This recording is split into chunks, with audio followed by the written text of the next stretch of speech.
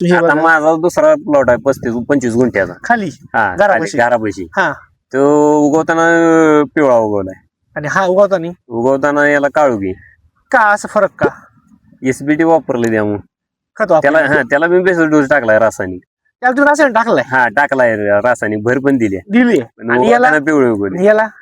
त्याला आपलं SBT basal dose वापरले रासायनिक वापरलं नाही रासायनिक अजून काहीच वापरलं नाही बरं काय वाटतं रिपोर्ट तुम्हाला आजच्या मितीला रिपोर्ट एक नंबर आहे खर्च पण कमी झालाय म्हणजे आज 1.5 महिन्याचा प्लॉट आहे आपल्याला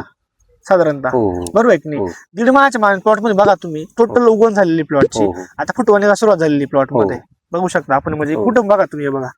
म्हणजे हे बघा आता खालून पण कंद निघतोय हे बघा तुम्ही आता नवीन फुटवा पण निघायला लागले त्याला बघा दिसतात हे बघा तुम्ही आता हे बघा आणि आज सगळ्यात म्हणजे सगळी आल्याची उगवण झालेली कुठं असं वाटतं का बाबा राहिलंय काही उगायचं सगळी 100% उगवून झाले चांगली पूर्ण व्हिडिओ पाहण्यासाठी आमच्या यूट्यूब चॅनलला सबस्क्राईब करा आणि इंस्टाग्रामला फॉलो करा.